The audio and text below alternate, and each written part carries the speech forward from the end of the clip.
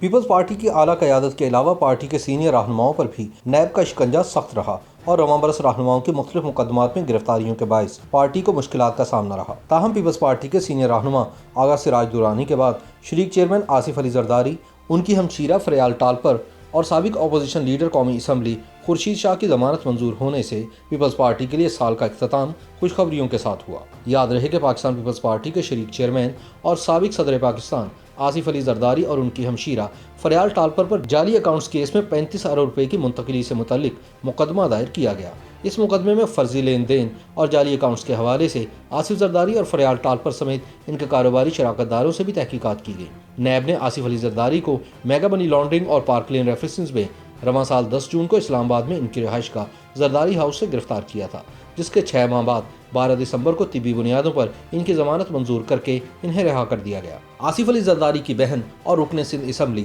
فریال ٹالپر کو نیب نے 14 جون کو اسلام آباد میں زرداری ہاؤس کے قریب ان کی رہائش گاہ سے گرفتار کیا۔ فریال ٹالپر بھی جعلی بینک اکاؤنٹس کیس میں نامزد ہیں اور ان پر الزام ہے کہ وہ ان اکاؤنٹس کی بینیفیشری ہیں۔ گرفتاری کے بعد اسلام آباد میں فریال ٹالپر کی رہائش گاہ کو سب جیل قرار دیا گیا تھا۔ چند ماہ قبل طبیعت ناساز ہونے کے باعث فریال ٹالپر کو اسلام آباد کے پولی کلینک اسپتال لے جایا گیا تھا۔ بعد ازاں انہیں اسپتال سے اڈیالہ جیل منتقل کر دیا گیا، جس پر پیپلز پارٹی کی اعلیٰ قیادت نے خاصی برہمی کا اظہار بھی کیا تھا۔ سابق صدر کی بہن نے گزشتہ مہینے اسلام آباد ہائی کورٹ میں ضمانت کی درخواست دائر کی تھی، جس میں انہوں نے استدعا کی کہ وہ ایک اسپیشل بچے کی ماں ہیں اور انہیں مقدمے کی تکمیل تک ضمانت پر رہا کیا جائے۔ اسلام آباد ہائی کورٹ کی جانب سے فریال ٹالپر کو 1 کروڑ روپے کے 2 ضمانتی مچلقوں کے عوض رہا کرنے کا حکم دیا گیا ہے۔ پیپلز پارٹی کے سینئر رہنما اور اسپیکر سندھ اسمبلی آغا سراج درانی رواں سال 2 فروری کو آمدن سے زائد اثاثے رکھنے، سندھ میں 300 سے زائد غیر قانونی بھرتیاں کرنے اور سندھ اسمبلی اور ایم پی ہاسٹل کی نئی عمارتوں کی تعمیر کے فنڈز میں کرپشن کرنے کے الزام میں گرفتار ہوئے۔ نیب نے انہیں اسلام آباد کے ہوٹل سے گرفتار کر کے